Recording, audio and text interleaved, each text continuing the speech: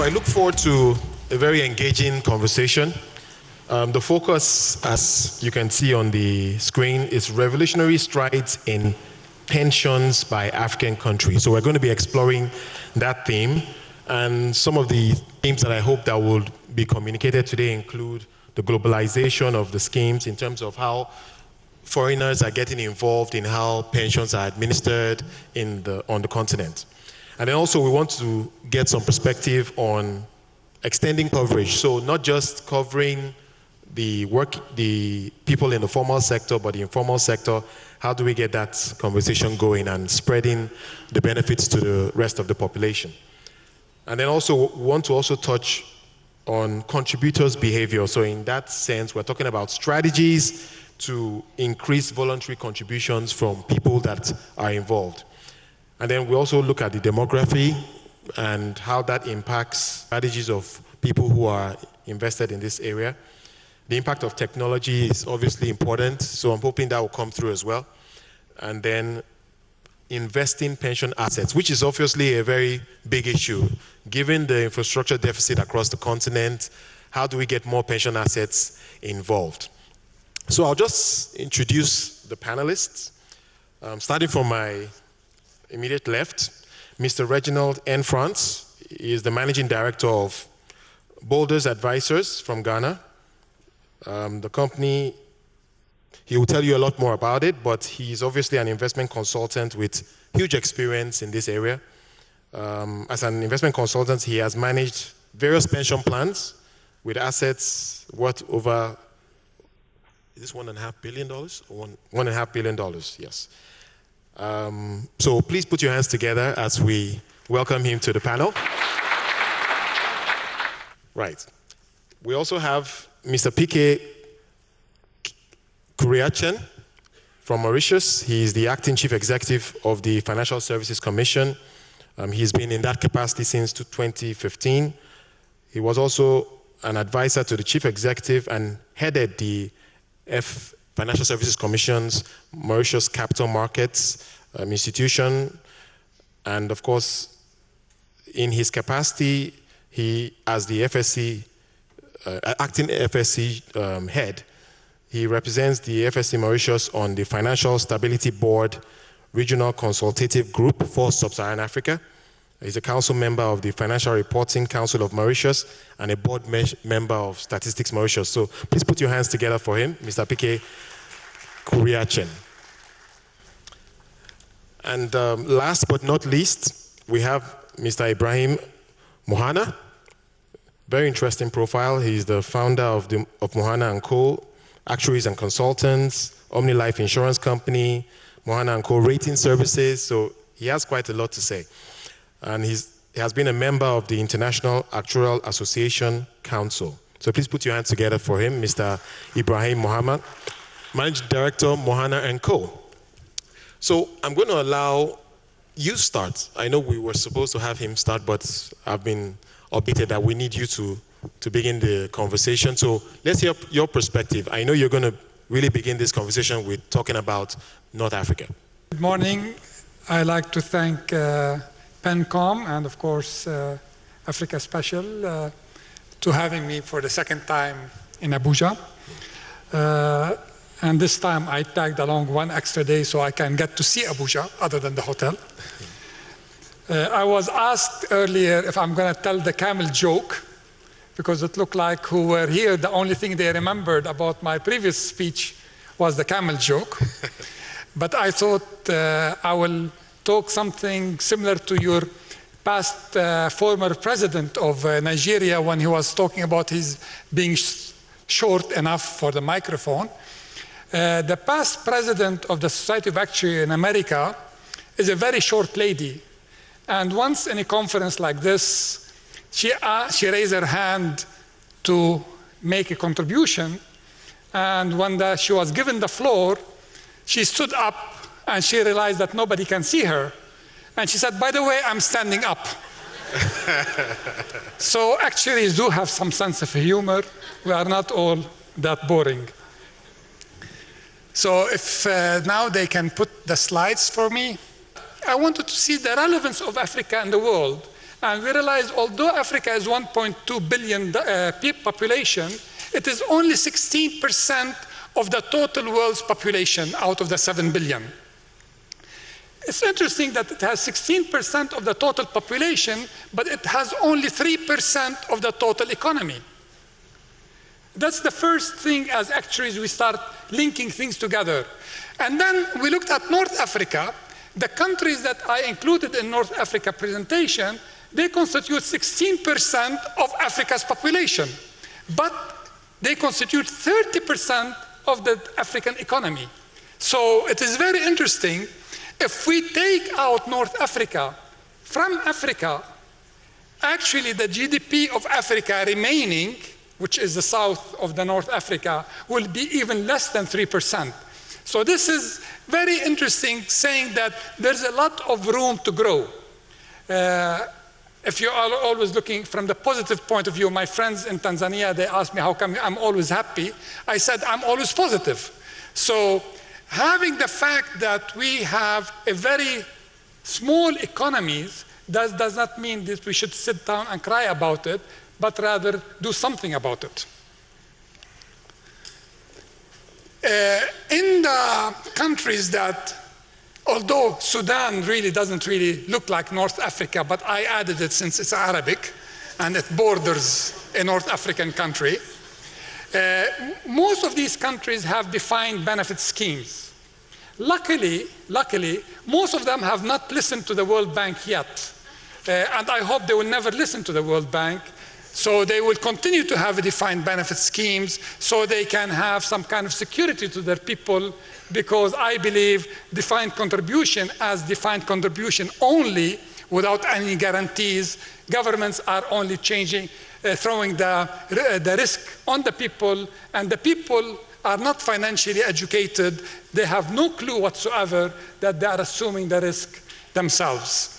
So most of the schemes in North Africa are defined benefits, although they are not fully funded, but you have to remember that most of the schemes are public services schemes. This is most of pension schemes are started like that in Africa, and in particular in North Africa, because government is an employer and they wanted to attract loyalty in their service. So they gave this lifetime guarantee. You work for us while you are active, we look after you after you are retired. So technically speaking, the public sector pension scheme is a two-pillar system. It's a pillar one mandated scheme, and it is an occupational pension scheme. And this is why it should really be looked at as two pension schemes in one. Unfortunately, when the private sector pension scheme came about in the region, they mimicked the public system. But the private sector pension scheme is multi-sector pension schemes. You have the banking sector, you have the tourism sector, and all kinds of sectors that have different employers. So really are affected by the economy differently, and the loyalty of the employee-employer don't have the same concept like the government system. So I would have to worry about the unfunded liability of the private sector schemes. If you notice here, the contribution rates are quite high in most countries, with the exception of Libya, while Libya has also very generous benefit, but the contribution rate is very low. And then we can see also the early retirement. They have, that's the biggest problem in Africa, at the early retirement. Although they have a retirement age, yet people qualify for pension, and they don't have the deferred pension. So when they qualify, they are allowed to go into pension immediately on qualification.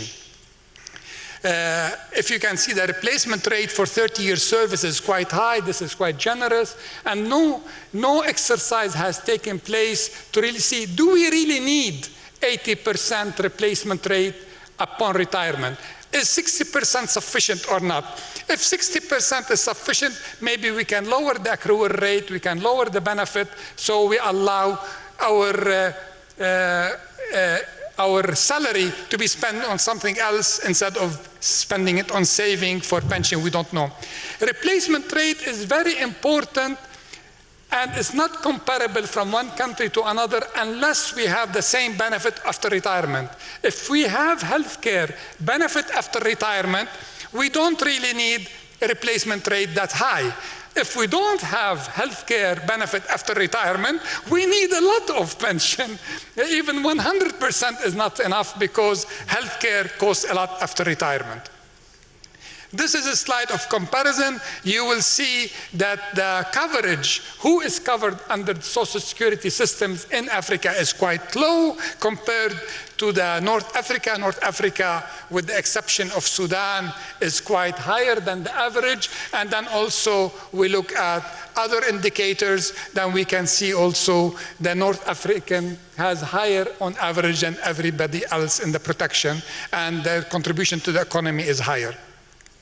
I have two more slides that I will not share with you right now, but I hope that our colleague Ole later on will talk about it, which really the drop of the Naira and its effect on pension funds, in particular in Nigeria. And I hope this will just, a slide will keep in your mind that there is a big issue regarding defined contribution plans. Thank you very much. All right, thank you. We'll certainly hear your thoughts on the Naira and the economy here in Nigeria, but let's move on to the next presentation from PK. Good morning. I thank World Pension Summit Africa Special for hosting this important event and inviting me to address you today. As a result of legislation concerning their position, some may semi-retire by reducing hours of work, but most choose to retire when they are eligible for pension benefits. This idea of retirement is of relatively recent origin, and before that, most workers continue to work until their last days. Globally, as you can see, there are major challenges. One is the aging population. At a global level, life expectancy has increased. Medical breakouts, education, and better living conditions could be the causative factors of profound positive effects on human life expectancy. Conversely, however, events such as global pandemic of an infectious disease could adversely affect life expectancy. Nevertheless, researchers agree to say that people are living longer than decades before.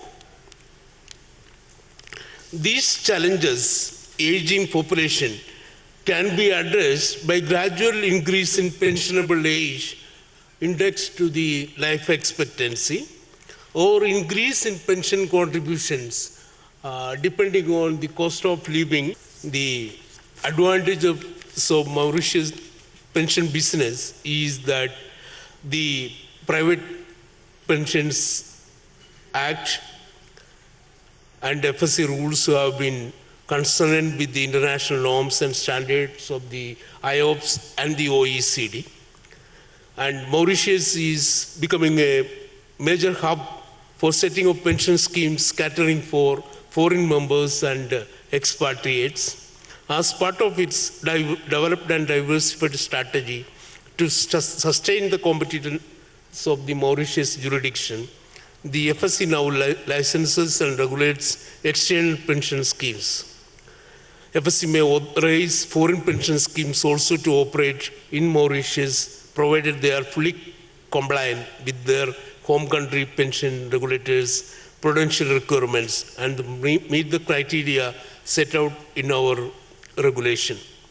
Investment of pension assets are managed by regulated investment professionals, and these assets are adequately broad-based and diversified, provide adequate provisions to provide timely adequate disclosure to members, actuarial audit and reporting by qualified professionals.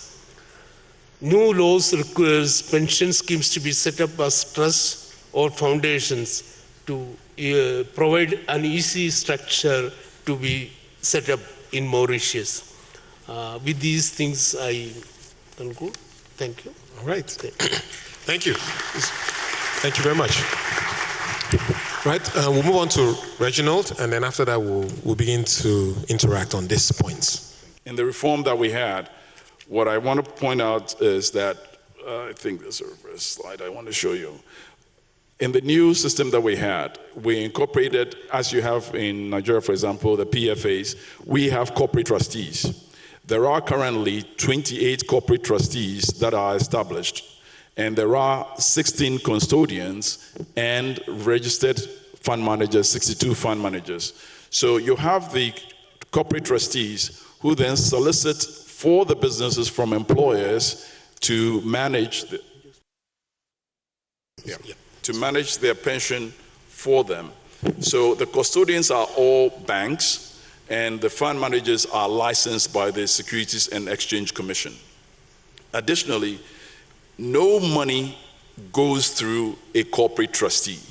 It goes strictly from the employers directly to the custodians. And there's a reconciliation between the custodians and the trustees, and before the monies are then sent to the fund managers to manage. And that is the current system in terms of administration, with the National Pension Regulatory Authority being the regulator over the new reform. The next slide that you have here is to point out some of the differences that occurred. You would notice that in the SNIT Tier 1 pension that we have a reduction in the amount of the contribution rate that went to SNIT. This has been in effect since 1991. Consideration was probably not significantly taken that this was a mature pension system. And the effect of this I'll show you in subsequent slides. Under the old system, you had to work 20 years, which was the accrual period that we have. It was reduced to 180 months, which is it went from 20 to 15 years. And within that, the amount that was paid was 50% of your 3-year highest average, or the best 3 years. That was what was enacted for the 2008 fund. However, it was changed again in 2014, whereby they changed it from 50% to 37.5%, and I'll explain that to you in a second. In Ghana, if you went through the average 15 years or the former 20-year period, there was an additional 1.5% accrual rate that was giving you up to an 80% replacement. Under the reform, it was retained. Sorry, maybe you can explain what replacement means? Replacement meaning that you were entitled to 50% of the average income you've had of your 3 best years.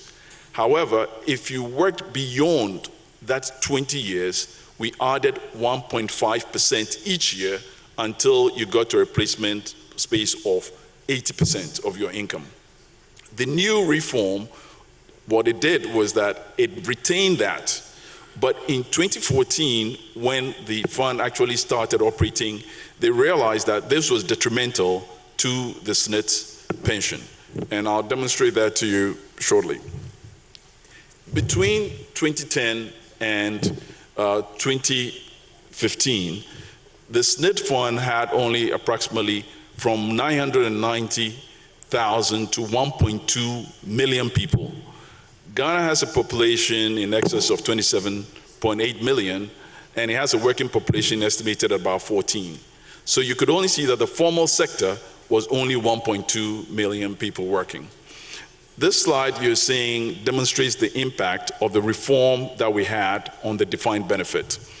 What is happening is that the reduction from 15% to 11% showed that the contribution rates that were coming in were now less than the benefits that had to be paid. So if you looked at the benefit obligation, you would notice that the ratio begins to increase from 2016, 2017, where it's over 100%.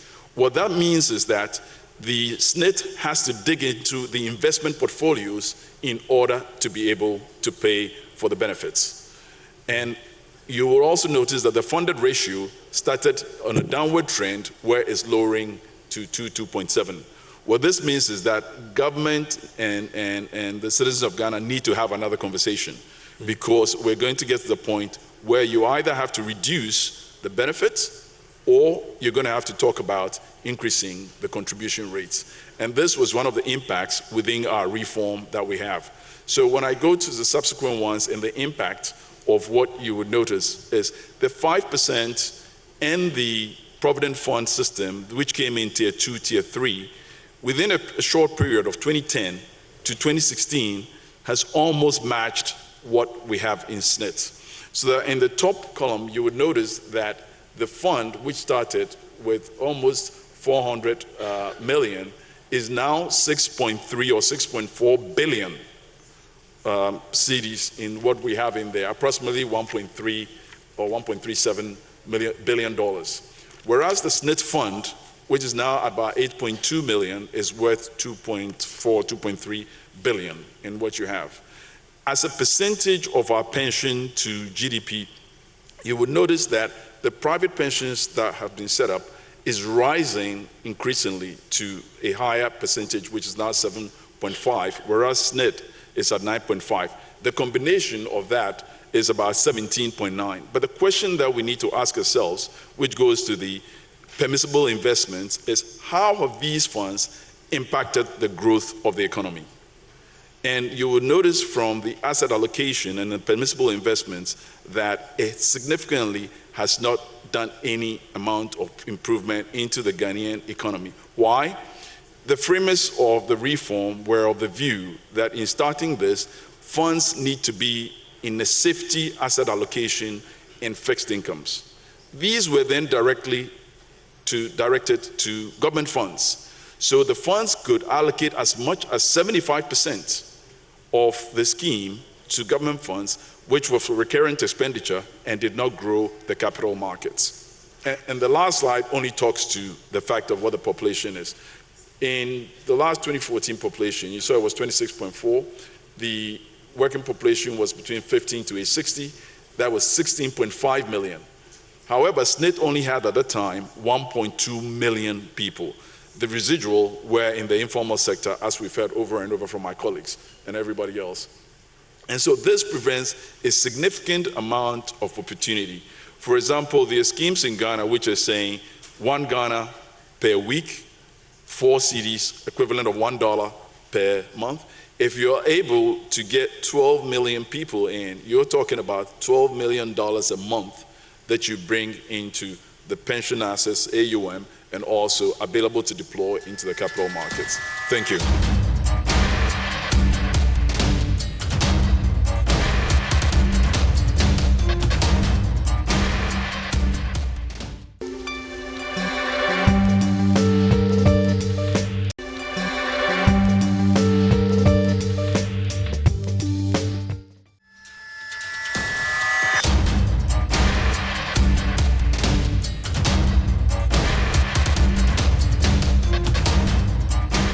Us to get into some interaction now, and of course we'll bring in the audience, and I actually would encourage people in the audience who have interesting ideas about how pension assets should be managed and how pension schemes should be run.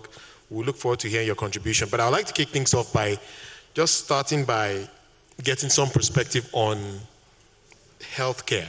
If you look at the reforms in Nigeria today, there is no, I stand to be corrected, but nothing specific long-term after retirement in terms of health insurance. And I was wondering if there are any interesting ideas as to how we can bring that in. Perhaps there's a case for increasing the contribution, because I think the interesting thing about the contributions in Nigeria is that I think when they started, many would have said it's a tough ask to ask people to set aside 7% or 8% of their income. But 10 years down the line, we've been doing it since then. So perhaps if we asked for a little more, could that be an opportunity to add a healthcare cover into the mix here? Every individual who is paying Social Security has a paid premium.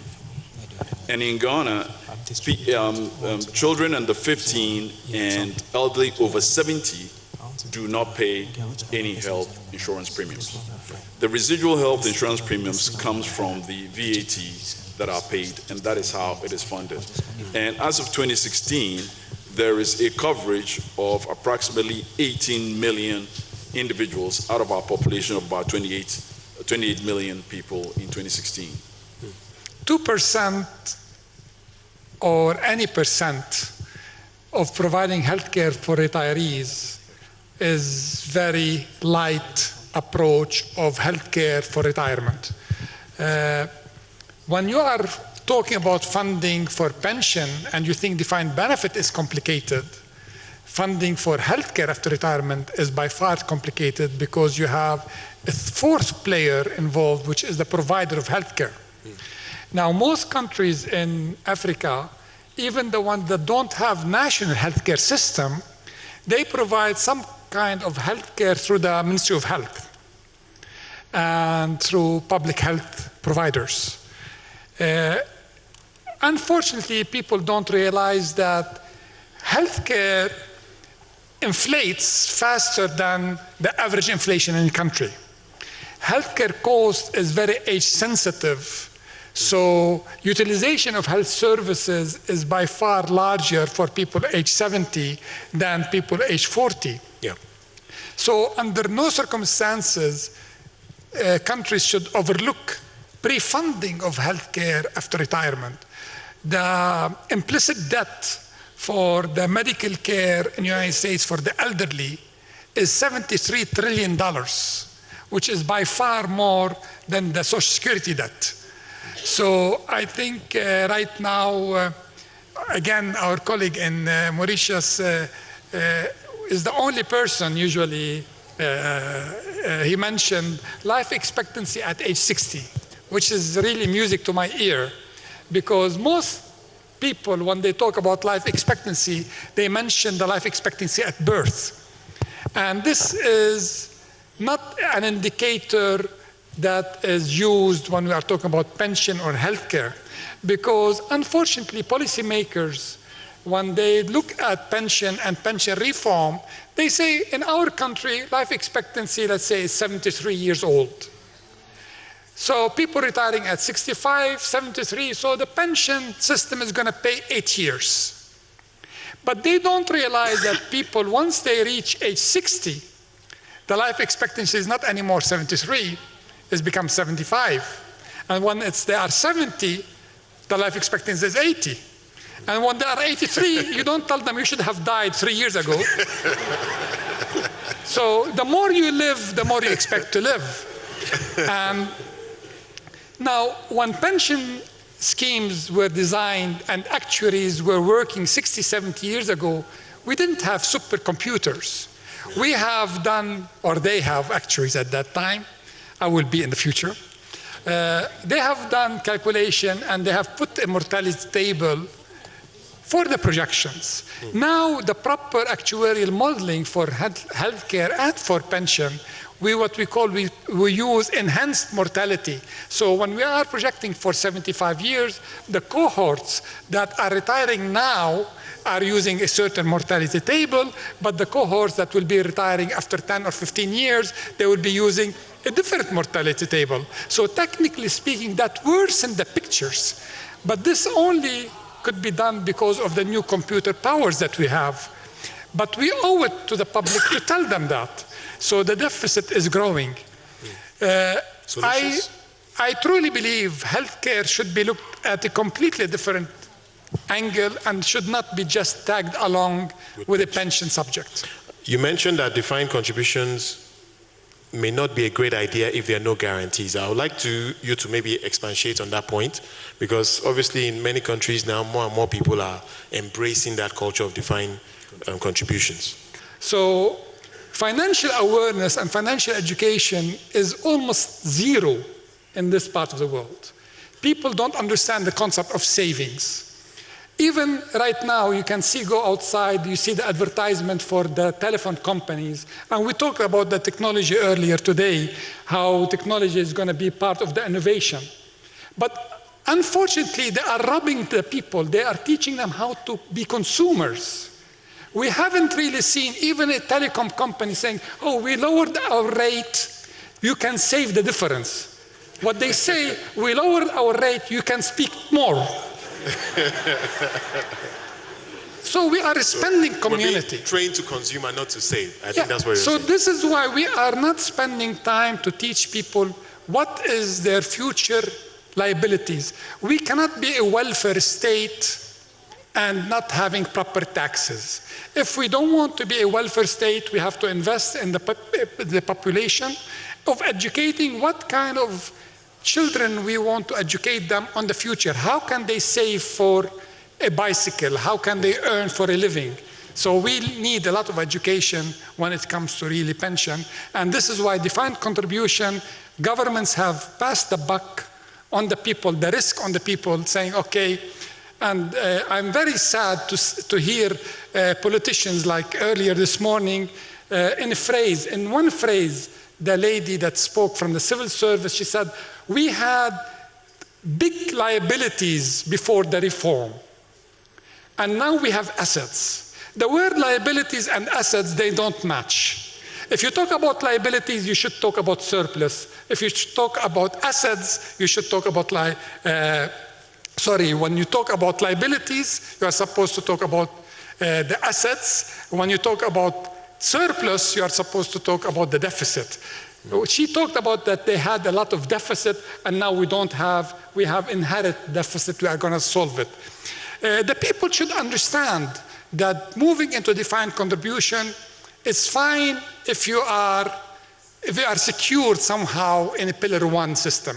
You must have some kind of safety net. The ILO is, I'm not an ILO person, but I like their thinking. They are promoting at least a minimum pension of something like 30% of the last wages. Then the above is something else. So defined contribution could be a Pillar 2 system, not a Pillar 1 at all. I have a little contrarian view to Ibrahim, because what you're finding is that with the defined benefit systems that are being operated in most countries, government is the largest culprit of not paying timely. And so, and you know, the authorities don't go and slap them and hit them with penalties as it's within the law. So if there were timeous payments, then you could go along with it. For example, in the case of Ghana with the Tier 2 private mandatory occupational system, if an employer does not remit the amount monthly, the corporate trustee has not to report to the authority. The first point is to report back to the employees, the contributors, so that they put that fire under the employer to ensure that the amounts are remitted. And then the authority would follow up with penalties if they are not done within 15 days after that. Right. When you follow back to the defined benefit, no director general goes after government when government hasn't paid, and it begins to accrue, and it begins to change the asset allocations that the SNET or any of those authorities have. So I slightly disagree with that, and the risk is okay to bear by the individuals. Right. I think he makes an interesting point, and I guess it's a question between, especially in an African context, which is perhaps the best idea that will give you the best results. Is it the benefits where, for instance, as he has mentioned, we have cases where the government won't make its contribution when it should, and then if you do have a savings plan already with the contribution, you're probably in a better position to get that pension payment when it's due. Yes, please. I think the problem also is compounded by the fact that weak governance exists in social security systems in Africa. Most social security, the DG is politically appointed, and that DG does not dare to speak out to his politicians because they are afraid for their positions. This is why the DG is able to speak to the private sector collecting the premium, because he doesn't answer to them. But when it comes to the civil service, he doesn't go to the Minister of Finance and say, damn it, you have to pay the contribution. Yep. So technically speaking, we have to change the governance of Social Security. If you have a proper... Well, is there a good example of where the governance works? I mean, is there a country, because we have to be practical here, is there anywhere where we would see that ideal situation? Yes, I think the structure of board of directors or board of trustees is the most important structure, and the DG should be appointed by the board of trustees, and then he answered to the board, and the trustee collectively representing the employer, the employees, overlooking oversight the organization, the Social Security. You had a point to make around the Naira. Maybe it's a good opportunity to make that point now. You see, pension is not a drastic thing that happened in a second. It's not an earthquake. It is not a fire. We have no right not to know the problem ahead of time. Technically speaking, I think we should be bold enough to say we are bankrupt. All social securities are bankrupt because we have promises that we cannot fulfill. In the past, when Social Security were primarily the public sector employees, the employer himself, the government, decide on certain benefit. So if they do it on pay-as-you-go, the employer can print money. So this is why the guarantee of the public sector is no big issue. Now, print money, they have inflation, that's a different story. But they can print money, government can print money. The occupational pension schemes, which is really, unfortunately, is a pillar one in many cases, mandated scheme, but they are in the private sector, they cannot print money. So they have to be fully funded. Because technically speaking, you cannot have reform easily. It is very difficult to reform Social Security. We saw the strikes in France when they tried to change the retirement age, a couple years. So it is very easy to give and promise. I was telling a minister earlier this morning, ministers in many countries are very short-sighted. And if they are not short-sighted, they know the story, but they are looking for the elections. They want only to please the population because they don't give a damn 20, 30 years. They are not in office anymore, and they are not accountable. So they do the wrong reform, only to please the people to elect them in this particular case. So accountability is very important, and this can only happen if we educate the people to let them realize that it is not cheap. Pension costs money. Healthcare after retirement costs money. Who is going to pay for it? This intergenerational equity is very important. You talked about Mauritius, that we have now dependents. These people ultimately are going to grow. So in Tanzania, the government allowed competition. How ridiculous. Pension funds were competing against each other. So you have the local authority pension fund, you have the public service pension fund, you have other, they are pinching each other, and they are giving freebies, you know. You can borrow money against your fund, you can, this is wrong. This is wrong. And the government thing is right. So this is what aches me, that unfortunately we don't have understanding that pension costs money, you have to calculate it, and it is calculatable. It's not something, it's not rocket science. We actuaries are not smarter by any means than engineers or doctors or lawyers. We know our science. Use us, and then we can help you figure it out. But what was the link to the devaluation of the currency? I thought you had a point to make there. Excuse me. Excuse me. I think you owe him a round of applause for devaluation of the currency of the Naira is not something unique. This is what I said. It's not something all of a sudden things happen in a country. We've seen it in Israel, we've seen it in Lebanon, we've seen it in Turkey, and has a tremendous effect on the value of pensions, and certainly on the value of defined contributions. Now, the thing is, people don't realize that, okay, these funds are accumulating, all of a sudden interest rates are high, but interest rate in devalued currency is never high enough to cover. In Israel, for example, when interest rate was, and there were devaluation, the government created certain investment instruments only dedicated for pension funds to be able to catch up with the devaluation of the currency. In Turkey, at one stage, also they created certain vehicles to catch up with the devaluation of the currency. The issue of defined contribution in Nigeria, it is massive. It's massive. You are talking about a 14%, I believe now, the interest rate is nothing compared to the effect of the devaluation of the currency. because people who are retiring, although they are spending in Naira, but they are importing many things else. I remember my father, God bless his soul, he retired. When he retired, his retirement equivalent was £1 million Lebanese pound. He was so proud after working for 40 years to be a millionaire, £1 million Lebanese pound. And that was an equivalent of $300,000. I advised my dad, that was a lump sum retirement fund, to try to buy some dollars and to diverse his investment. He said, Dad, I live in Lebanon. I'm going to spend in Lebanese pounds. I'm getting 20% return on my currency, on my investment. Why should I change? Within 2 years, the Lebanese currency devaluated. His $1 million Lebanese pound, which was what became like 1.4 million, but it's not anymore $300,000, it was $5,000. The currency went down from $1 to 3 Lebanese pound to $1, 3,000 Lebanese pound.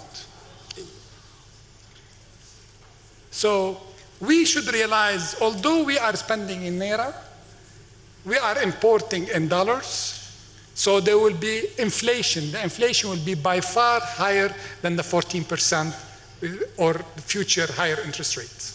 Right, fair point. Yeah, I think one of the things that you have the pension fund administrators and trustees, their job and fiduciary obligation is to have the safety of the corpus, of the principal. So if you're setting benchmarks that have real returns and you're investing them in open asset classes, you're able to mitigate some of those downside risks. So it comes in how you have the dialogue in the type of permissible investments and the benchmarks that are established. You know, long time ago, I think I did some work in Uganda, and what was happening within the system was they were promised a savings rate, and they got the savings rate, but as you said, the inflation was far higher. So when they got those lump sum benefits, they spent them within a year, 2 years, and they started dying. You know, so those were the kind of issues that were happening 15 years ago in Uganda. So we need to look at it from the perspective that the PFAs, that corporate trustees, have a fiduciary obligation to ensure the safety of the principal that is coming in. And that goes back to permissible investments that allow you to be able to have various tools in your box to minimize these downside risks. Questions from, okay, we do have a couple on this side. Yeah. Okay, please go ahead, introduce yourself and straight to the point, please. Thank you. Good afternoon. My name is Egwahide. I'm a pension fund administrator in Nigeria. I think that I'll take it from where Wole started from, where he said we need to provide solutions. We know what the problems are. And I think it's Mr. or is it Dr. Ibrahim Muhanna has thrown up a very fundamental point about what we promise our contributors at the end of the rainbow. It's important, you know, and you also talked about the devaluation, but you didn't answer Wole's question. Where would you say that we have the ideal pension system?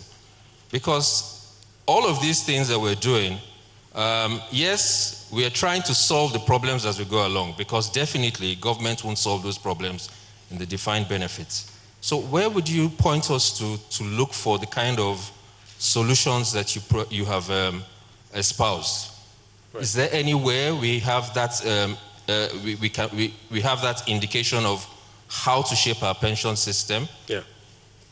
Right. So a specific country and market. Let's take a few more contributions and then we'll come back to the panel. Lawrence Agbara. I also work for a pension fund administrator. Back to the issue of coverage, especially for the informal sector, in terms of looking at the innovative solution to deal with that. I've heard about a number of issues mentioned today. I don't know whether the challenge is education. I think education is part of the issue, but there's also the issue of capacity in terms of being able to contribute.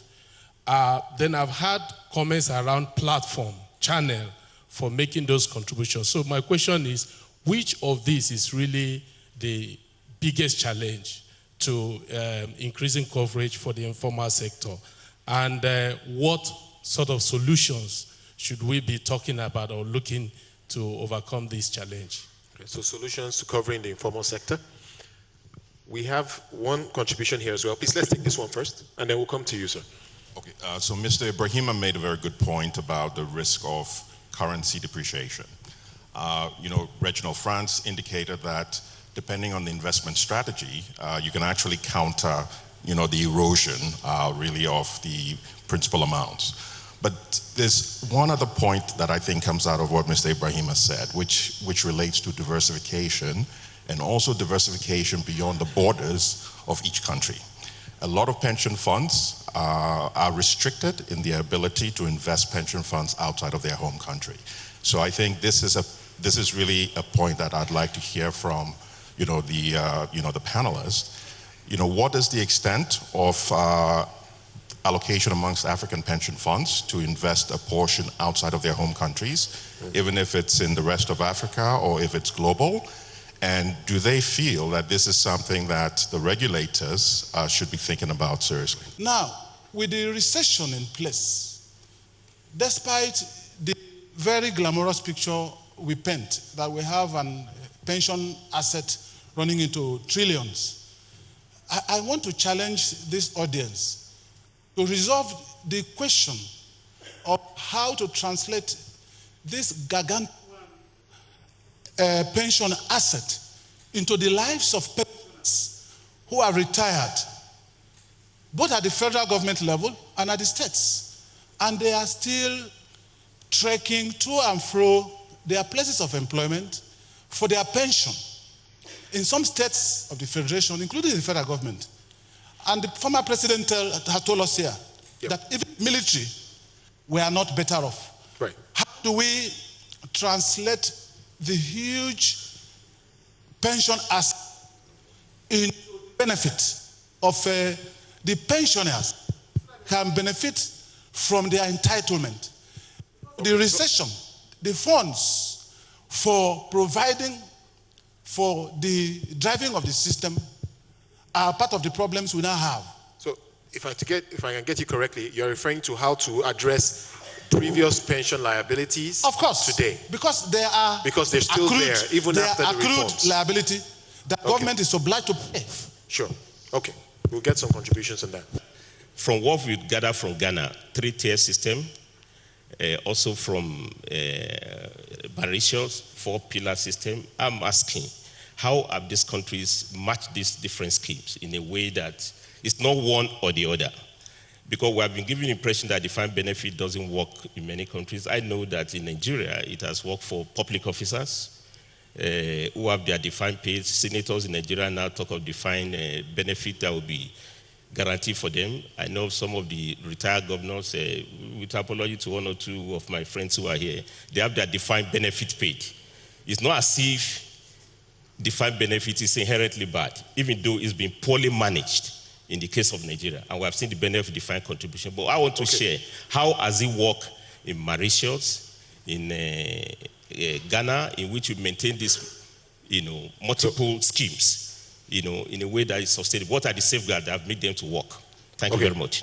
All right, so how do we make multiple schemes work across, in a country like Nigeria? Okay, let's start with the first point about examples on success stories. Do you want to speak specifically to that? Yeah, most Nordic countries have good systems. To Nordic countries. Nordic countries have good systems and allowing really different level of participation and by sector.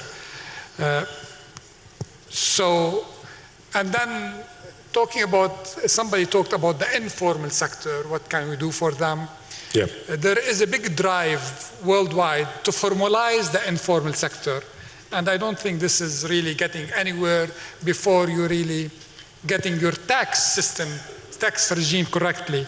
But addressing social security for the informal sector remains to be voluntary, not mandatory. Yeah. It's very difficult for compliance and to enforce it. On the investment issue and having to medicate... Diversifying outside Africa? Outside Africa, to medicate it. Is that a good idea? I am for restriction of investment outside only to safeguard the economy Otherwise, you will have drain, unless you have reciprocity agreements with different countries. If you come and say, okay, we will invest in dollars, however, we can get a pension fund in the United States is willing to come and invest same equal money in Nigeria, that will be fine. But then that will be having a good balance. The concern sometimes is overly done. Investor education is the starting point for all of this. And I think a lot of advocacy needs to be there. You don't start planning for your retirement the day before you retire or the day after. If you can keep this in mind, it means that the low savings rate that we have, we need to continually educate from the streams of the primary schools into the tertiary and have that in the first place. With the allocation, even within the United States system, right now, most public pensions are going to hedge funds for currency.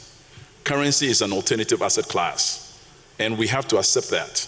It's been done. I mean, there was a recent report last week in P&I which gave statistics about all the funds that are now moving into the space of currency hedging. And we have to understand it. If you take Africa right now, we have weak currencies around. And so we have to be cognizant. It is not to open your investment up significantly, but as in the case of Ghana, the asset allocation was zero in the first permissible investments. But with what has been done recently, they've allowed 5%. Now, they can look so at these guidelines. To be invested external. outside the country? Yes, outside of Ghana. Okay. You can do that. And the other, they've done that through the mutual funds, which invest outside of the country. They've also done this by going to private equity in the alternative asset class. So if you add the various instruments, it allows you diversification in type of the risks that you bring to the table. With respect to the fund management, I have to say that the pension fund should be managed by professional fund managers, one. Secondly, the fund managers are given more freedom to invest in different investment opportunities. And for example, the new private pension scheme act of the Mauritius provides more than 30%. Only 30% needs to be invested in Mauritius. That means up to 74% of the portfolio of pension funds can be invested abroad. And that has been the case for how long? Yeah. It has been that way for how long? The act has come into effect in 2012. 2012. 2012. Okay. And what we have seen is that many of the pension funds from UK, USA, setting up pension funds in Mauritius for their investments in African countries. As we have mentioned, we heard today, the Africa needs large amount of infrastructure investments in running into billions and billions of dollars for the coming next 5 years. And the long-term funds, whether it is pension funds, mutual funds, or such funds, can use these infrastructure investments for better gains over the years. So you issue specific obligated bonds for the pension. So when you do that, you then have it backed by those irrevocable payments that come from, and you do it gradually, not at once, but you face it.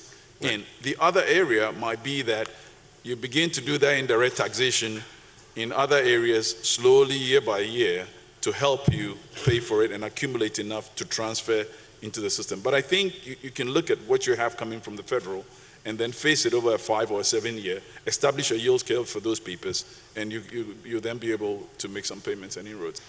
Most Social Security organizations have a pay scale for their staff. And grades of the pay scale are not enough to attract good investment staff on board. The financial market always pay more. So really, most investment departments personnel at Social Securities are not your top-notch investment personnel. So in many countries, authorities have created investment